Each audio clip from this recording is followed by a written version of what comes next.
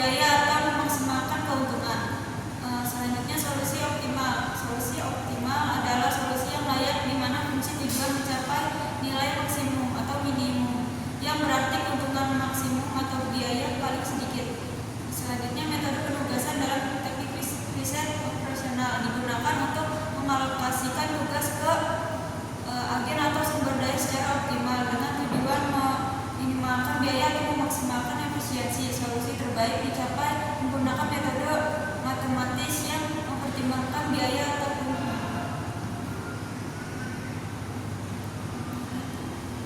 Ciri-ciri solusi optimal dalam metode penugasan. Yang pertama, setiap tugas dialokasikan ke satu pekerja. Yang kedua, setiap pekerja hanya melakukan satu tugas. Yang ketiga, penugasan menghasilkan biaya minimum atau keuntungan maksimum. Selanjutnya, tujuan metode penugasan. Yang pertama, minimisasi biaya, mengalokasikan tugas-tugas sedemikian rupa sehingga total biaya yang terkait dengan penugasan tersebut menjadi minimal. Yang kedua, maksimasi efisiensi, mendapatkan solusi yang memberikan hasil atau output tertinggi dengan sumber daya yang ada. Selanjutnya, variasi masalah penugasan.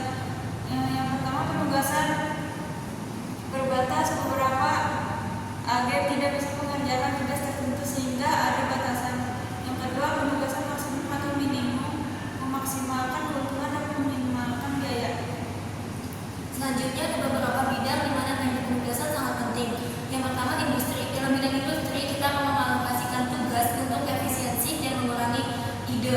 Yang kedua ada logistik, yakni kita akan merencanakan rute dan jadwal untuk mengurangi biaya dan waktu. Selanjutnya ada manajemen proyek, di mana kita akan membagi tugas agar proyek tepat waktu dan sesuai anggarannya. Yang keempat ada organisasi modern, di mana kita akan mengatur jadwal dan sumber daya untuk produktivitas. Selanjutnya adalah ada sistem penjadwalan, di mana kita akan mengelola waktu dan sumber daya di akademik atau industri. Di mana ada kelebihan dan kekurangan metode penugasan. Kelebihannya yang pertama, sederhana dan cepat untuk masalah kecil. Yang kedua, menemukan solusi optimasi dengan biaya minimal atau efisiensi maksimalnya. Yang ketiga, dapat diterapkan dalam berbagai konteks seperti alokasi sumber daya, jadwal, manajemen proyek. Kekurangan metode penugasan yang pertama, terbatas dalam situasi kompleks. Yang kedua, sulit mengakomodasi preferensi atau kualifikasi. Yang ketiga, tidak efektif menangani ketidakpastian. Dan terakhir, terlalu bergantung pada data yang akurat. Langkah-langkah metode penugasan yang pertama, ada matriks biaya, di mana kita akan menyusun matriks yang menghubungkan tugas dengan pekerja, menunjukkan biaya atau keuntungannya. Yang kedua, penugasan baris, di mana kita akan mengurangi elemen terkecil di setiap baris untuk memaksimalkan minimal 1 nol per barisnya. Yang ketiga, ada penugasan kolom, di mana kita akan mengurangi elemen terkecil di setiap kolom untuk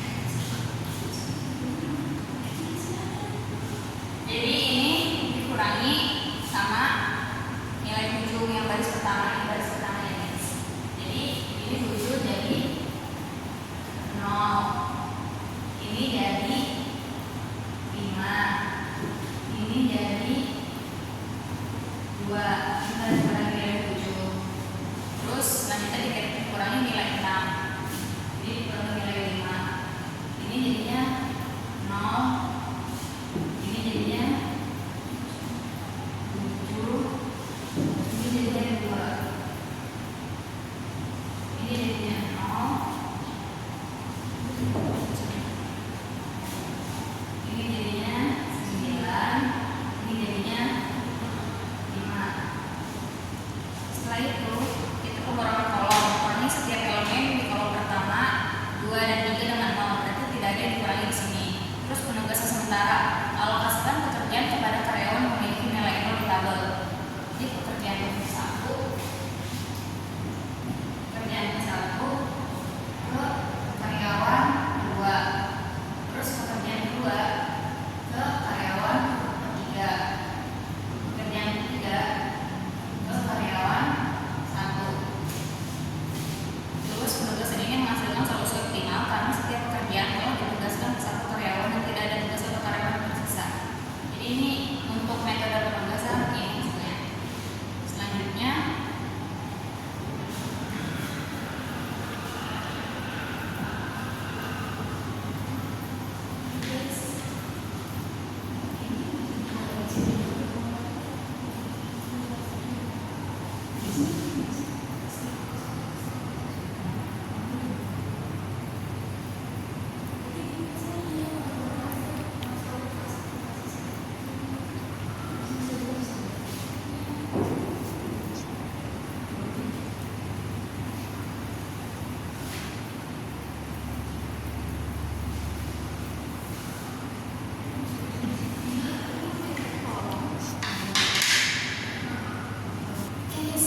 studi kasusnya yaitu metode penugasan dalam registrasi operasional. Kasusnya penugasan pegawai ke proyek sebuah perusahaan memiliki 4 pegawai P1, P2, P3 dan P4 yang akan ditugaskan ke empat proyek yaitu A, B, C, dan D. Setiap pegawai memiliki tingkat efisiensi berbeda untuk setiap proyek yang dinyatakan dalam bentuk waktu atau jam yang diperlukan untuk menyelesaikan proyek tersebut. Tugasnya adalah menentukan penugasan optimal sehingga total waktu kerja pegawai minimal.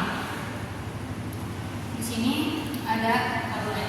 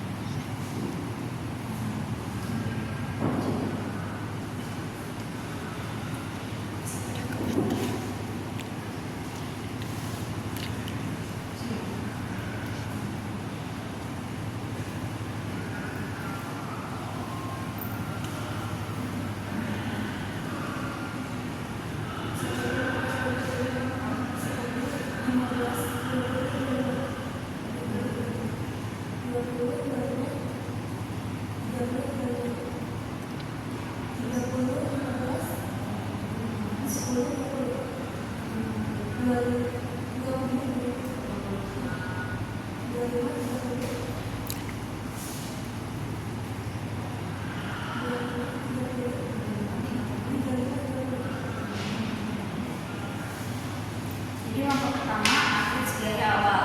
Jadi gunakan tabel di atas sebagai matriks biaya awal. Yang kedua reduksi baris. Kurangi nilai terkecil di setiap baris dari semua elemen di dalam baris tersebut. Jadi ini baris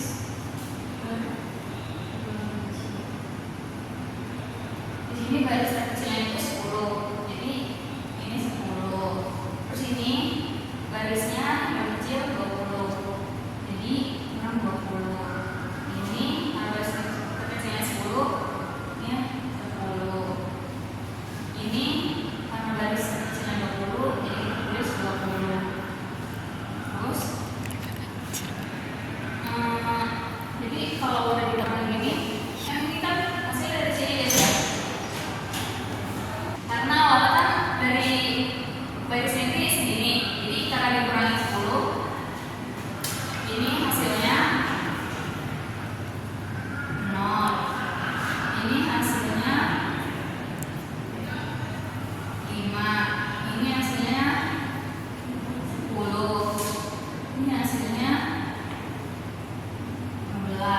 Ini kurangi 20 jadi ininya 0. Jadi kurang itu hasilnya 5.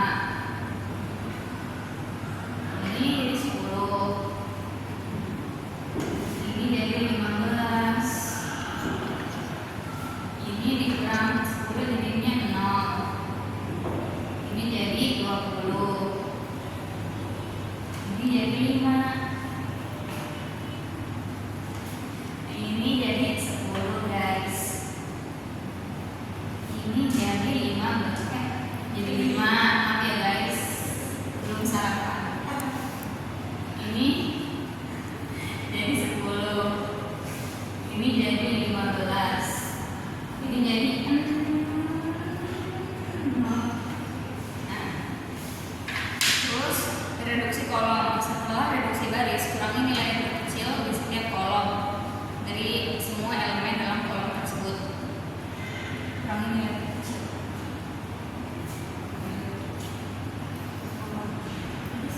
Jadi ini nilai terkecilnya 0. Ini nilai terkecilnya 5. Ini nilai terkecilnya 0. Ini nilai terkecilnya 0.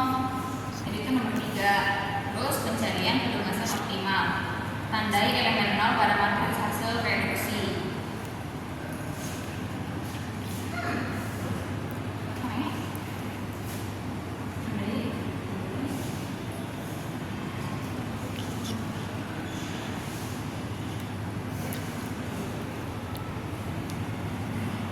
Jadi nilai terkecil dari kolom ini itu adalah 0 ya guys. Ini.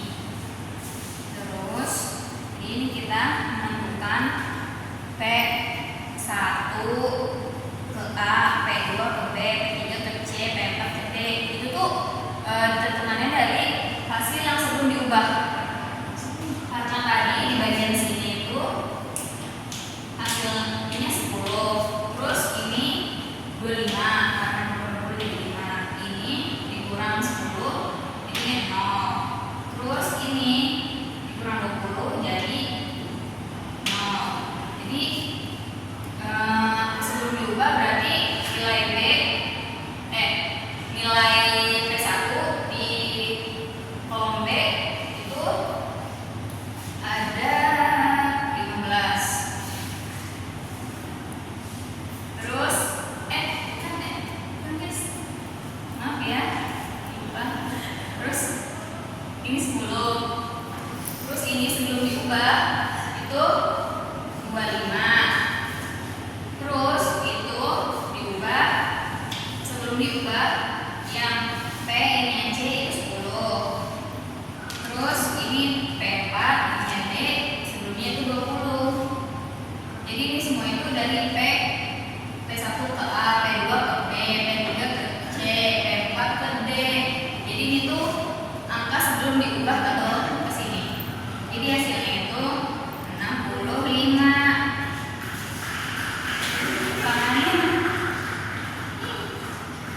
Jadi total